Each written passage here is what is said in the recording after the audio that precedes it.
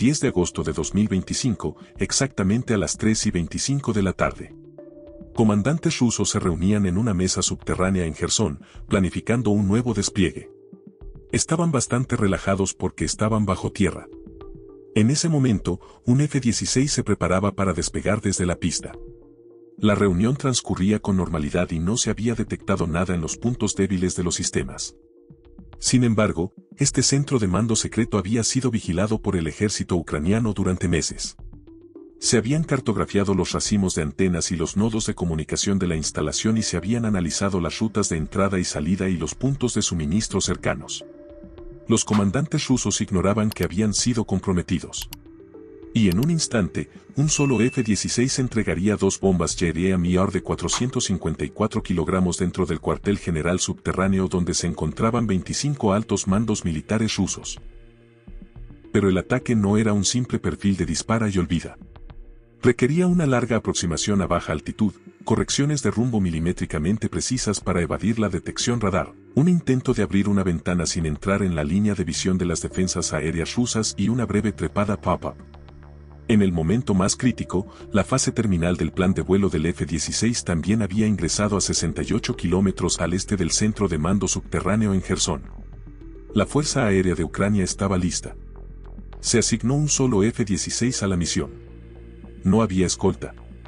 Solo había band señuelo y band de vigilancia. Todo estaría sincronizado. El F-16 usó una base móvil. La pista auxiliar era suficiente. Los preparativos previos al despegue del F-16 se completaron a las 2:57. 2 GBU-62 Jeremiah se cargaron en las estaciones alares de la aeronave en la pista móvil. Se ajustó una espoleta retardada en la cola y se colocó una cápsula de chaff bajo el fuselaje. Se dejaron 2 AIM-120 en las puntas de las alas y se instalaron un receptor de alerta de amenazas ANA-LR-56M y una casete de señuelo remolcado AL-50 en las líneas del fuselaje. La seguridad de alcance y ascenso se incrementó con 2 tanques externos de 370 galones. En el plano de software, se cargaron las coordenadas WGS-84, el perfil de guiado GPS de las bombas y los parámetros de lanzamiento TOSWEN, y en la charla al piloto se reiteró porque el vuelo a baja altitud era vital. Se ordenó al piloto del F-16 volar a una altitud de entre 50 y 60 metros. Esto se debe a que el horizonte del radar está limitado por la línea de visión. Cuando el blanco está muy bajo, incluso el alcance de detección realista de un radar S-300 o S-400 sobre terreno llano cae aproximadamente a entre 25 y 30 kilómetros por la curvatura de la Tierra. Si el F-16 volaba a esa altitud y permanecía indetectado hasta entrar en el alcance standoff del Jeremiah, podría gestionar la corta ventana de iluminación de la activación retardada del radar con una combinación de perturbación, maniobra y señuelo. En otras palabras, podría incluso evadir radares S-400. A las 3:03, se activó la poscombustión. La aeronave despegó, se retrajo el tren de aterrizaje y el piloto descendió al rango de 50 a 60 metros en un perfil Nap of the Earth en el primer tramo.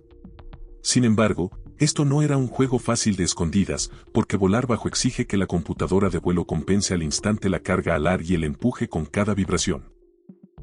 Y también aumenta el riesgo de ingerir objetos extraños que podrían superar la tolerancia del compresor del motor. Precisamente por esa razón, la ruta se trazó a través de un corredor limpio derivado de pasadas satelitales previas. Drones de vigilancia ascendieron sobre el lado seguro de la frontera y monitorearon el ritmo de la instalación. La antena estaba girando. Las puertas de servicio se abrían y cerraban, indicando una reunión dentro. Sin embargo, el eslabón más frágil del plan no era la aproximación. El riesgo real era la trepada pop-up requerida para dar alcance a las bombas, porque en ese momento la aeronave se elevaría por encima del horizonte radar y el haz de iluminación ruso definitivamente intentaría captarla. El paquete de señuelo se activó a las 3:18. Varios miniband emitieron señales falsas intermitentes con baja sección radar, saturando las tablas de los radares, mientras que otros simplemente dejaban trazas ópticas agregando ruido al ciclo de confirmación de detección. El objetivo era retrasar la pregunta ¿dónde está el F-16? En la mente del operador por unos segundos. Exactamente a las 3:21, el ALR-56M dio su primera alerta de pintura. La iluminación se abrió desde el noreste. El piloto ejecutó una maniobra BIM y voló en ángulo recto respecto al radar, dificultando la discriminación Doppler. El ELQ-131 emitió ruido de banda ancha, pero pronto llegó lo siguiente: como era de esperar, apareció la advertencia de lanzamiento de un SAM. El piloto despegó el señuelo remolcado AL-50, redujo ligeramente la velocidad e incrementó el radio de giro para perturbar el cono de anticipación del misil. Unos segundos más tarde, el misil que perseguía al señuelo se agotó a gran distancia. Esta primera oportunidad de defensa fue desaprovechada. Para el atacante, significó que era momento de hacer el pop-up, porque tras ese intento el operador del radar volvería a adquirir el blanco y abriría una segunda ventana de tiro. A las 3:22, el F-16 realizó la trepada pop-up con un ángulo de entre 35 y 40 grados hasta aproximadamente 2.000 metros. Este ascenso era para energizar el kit alar que da alcance a las JDAM-ER. Cuanto más alto y más rápido se separan las bombas, más lejos pueden mantenerse en fase de planeo, empujando así el punto de suelta varios kilómetros hacia atrás y reduciendo el riesgo de entrar en la línea de visión y ser alcanzado. El ajuste de espoleta retardada para la munición JDAM-ER era de 1 segundo con 1/10. Una sola munición tenía un alto poder explosivo con su cuerpo de acero de 454 kilogramos. JDAM es un sistema que combina guiado de cola y kit alarer. La combinación en GPS en la cola mantiene el rumbo basada en la inercia incluso bajo perturbación GNSS, mientras las alas llevan la bomba adelante como un planeador. En la fase terminal, la espoleta retardada detona a la profundidad deseada bajo tierra, considerando el perfil de altitud y la velocidad de aproximación. ¿Por qué retardada? Porque el objetivo era un centro de mando subterráneo. La explosión debía ocurrir a una profundidad que penetrara el tubo de ventilación y comprimiera súbitamente el aire acumulado dentro, provocando el colapso de la losa superior. Los corredores internos serían derribados por la onda de choque y la columna vertebral eléctrica de ventilación quedaría inutilizada a la vez. Para los defensores, el resultado sería un agujero pequeño en superficie y una gran devastación dentro. Para los atacantes, suponía la caída de múltiples funciones críticas con un solo disparo. Mientras tanto, los comandantes rusos bajo tierra continuaban su reunión. El cuartel general subterráneo secreto donde se encontraban estaba construido con un sistema de galerías de 3 niveles. Las estructuras en superficie servían solo como cobertura. Las antenas de comunicación se suspendían desde la superficie y eran vulnerables al análisis. Cuando se separó la primera JDAM-ER, la referencia del INS quedó fijada y las claves GPS permanecieron abiertas. La segunda bomba se liberó con una diferencia de milisegundos. La aeronave descendió inmediatamente picando con media tonelada de combustible, volvió a deslizarse a la franja de 50 a 60 metros y entró en la ruta de salida. La inteligencia ucraniana llevaba semanas rastreando estas señales. Se cotejó la imagen satelital con análisis de movimientos. El análisis de señales determinó horarios de reuniones. La misión del F-16 estaba completamente anclada a estos datos. La cápsula de designación adquirió el objetivo en la fase terminal. La ventana de resolución se redujo a unos pocos segundos. Tras la liberación de la munición JDAM-ER, esta pasó a planeo independiente. La orden de despliegue de alas se emitió en segundos. La corrección GPS se sincronizó con la computadora de misión. La munición fue dirigida con un ángulo de 40 grados hacia el bloque de techo. El impacto en superficie ocurrió luego de estos procesos. La ojiva penetrante golpeó el bloque de hormigón de la instalación subterránea secreta donde estaban los comandantes rusos. A las 3:27, la primera bomba entró a escasos metros del eje del conducto principal de ventilación de la instalación. La explosión se produjo en el centro del sistema de galerías. Las cámaras de presión de la instalación colapsaron. En el momento del ataque, como se mencionó, había 25 efectivos militares rusos en activo dentro. Entre ellos, el comandante de batallón y el jefe de Estado Mayor. También estaban en la reunión 3 oficiales de municionamiento y 2 planificadores de nivel. La munición esparció la línea central en la primera explosión, asestando el golpe inicial a los comandantes rusos. La segunda bomba, que llegó segundos después, transmitió en realidad el mensaje de cómo terminaría todo dentro de la instalación subterránea después del impacto inicial. Esta explosión, acompañada de ese mensaje, hizo colapsar la planta baja. Se rompieron las columnas de soporte internas. El sistema eléctrico quedó inhabilitado. No hubo incendio, pero las paredes se vinieron abajo por la presión. Los altos mandos rusos no pudieron escapar al exterior. No tuvieron tiempo suficiente y todo quedó en caos. La segunda galería dentro de la estructura colapsó por completo. La carga de presión desde los pisos superiores agrietó el bloque del terreno. Se desprendieron 3 columnas de soporte del suelo. Los muros interiores se hicieron añicos. Mobiliario, consolas y mapas tácticos quedaron destruidos. La sala de cuartel general colapsó hacia adentro, engullendo el nivel inferior. Los oficiales rusos quedaron directamente expuestos a la presión interna. Las pérdidas físicas se reportaron como 25. Esto señaló el colapso del escalón militar ruso de alto rango en Jersón. No hubo posibilidad de evacuación. El F-16 pasó a maniobra baja 6 segundos después de la suelta. La firma radar quedó suprimida por la superficie ondulada. La aeronave aterrizó en la pista móvil en menos de 20 minutos. No se realizó seguimiento. Las imágenes de la cápsula se transfirieron a sistemas de respaldo. El piloto rompió el silencio de radio tras la misión.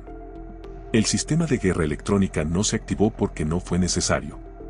No hubo rearme tras la misión. Tras completarla, el caza F-16 regresó al espacio aéreo de despegue.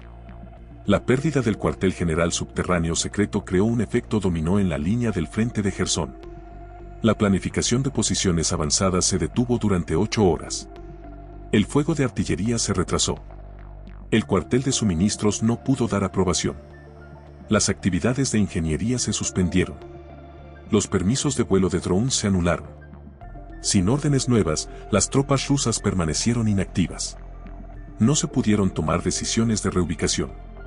Las órdenes de transporte quedaron congeladas. Sin un centro de mando, la línea no funcionó.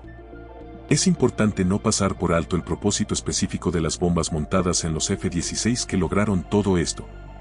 Las municiones JDAM-ER crean un impacto estratégico en misiones selectivas. La ojiva penetrante está diseñada para destrucción interna más que daño superficial.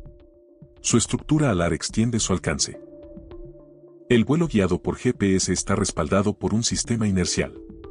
Puede golpear el objetivo sin desviación. Trabaja en plena sincronía con la imagen de la cápsula. La espoleta retardada produce una explosión dentro del volumen. La presión queda contenida dentro. La energía de la onda se fragmenta en las paredes de hormigón. Esto incrementa las pérdidas de personal. Por supuesto, el defensor tiene opciones contra esto: refugios más profundos, más conductos, alimentación de respaldo, radar más frecuente y defensa cercana más gruesa. Pero cada refuerzo crea un nuevo eslabón débil. La ventilación siempre debe salir al exterior. La energía debe aflorar en algún lugar. La fibra debe conectarse con el mundo exterior en algún punto. El atacante encuentra ese eslabón y lo destruye con geometría y sincronización. Sin embargo, añadamos también esto: este esquema no es inmune al fracaso. Viento desfavorable, GNSS débil, carga incorrecta del modelo digital del terreno, retardo defectuoso de la espoleta o pérdida del band rastreador pueden hacer fracasar el mismo ataque. Lo que hoy funciona quizá no funcione tan fácilmente mañana. El atacante debe compensar con blancos de respaldo, rutas de respaldo y perturbación de respaldo. El resultado operativo de esta operación es seccionar el nodo de decisiones y suministros de un batallón a mediodía. Con el colapso del cuartel general, el flujo de órdenes en la línea del frente se detuvo. Las instrucciones dadas al frente no se completaron. Las bases avanzadas pasaron a modo de espera. Las unidades de artillería no pudieron obtener información de objetivos. Se suspendió el programa de control de campos minados. Las unidades acorazadas aguardaron permiso de movimiento. Los vuelos de reconocimiento con drones se retrasaron. La línea de comunicaciones no pudo migrarse al sistema de respaldo. Esta brecha duró 72 horas. Durante ese mismo periodo, Ucrania ejerció presión en 8 frentes. La parte rusa no pudo responder de inmediato a la destrucción del cuartel general. El personal de respaldo no estaba listo. No pudo establecerse una nueva cadena de mando. El cuartel general secundario estaba lejos. La transferencia de datos se hizo manualmente. El periodo de coordinación se alargó. Las frecuencias de comunicación se confundieron. Las unidades de primera línea cayeron en el caos. Se enviaron órdenes duplicadas al mismo objetivo. Algunas baterías no pudieron abrir fuego. El F-16 creó este efecto con un solo disparo. La aeronave estuvo en una misión de apenas 20 minutos. Usó una sola munición. Ucrania convirtió este modelo de misión en estándar. El F-16 despegó desde una pista móvil, no una base fija. El punto de aterrizaje se cambió durante la misión. La aeronave no permaneció en la pista más de 15 minutos. 6 horas después del ataque, la entrada Olasky se registró en el sistema de inteligencia. Imágenes satelitales confirmaron la destrucción en 14 cuadros. Las imágenes mostraron que el edificio central estaba completamente destruido. El diámetro del agujero coincidía con el diámetro de la munición. El perfil Jeremiah se identificó en el análisis de la traza. El retardo de espoleta se midió en 1 segundo con 1 décima. La profundidad de la explosión fue de 3 metros con 2 décimas. El objetivo colapsó desde dentro. Informes de campo obtenidos ese mismo día confirmaron la lista de 25 personas. Entre ellas había 2 coroneles, 4 tenientes coroneles y 3 jefes de ingeniería.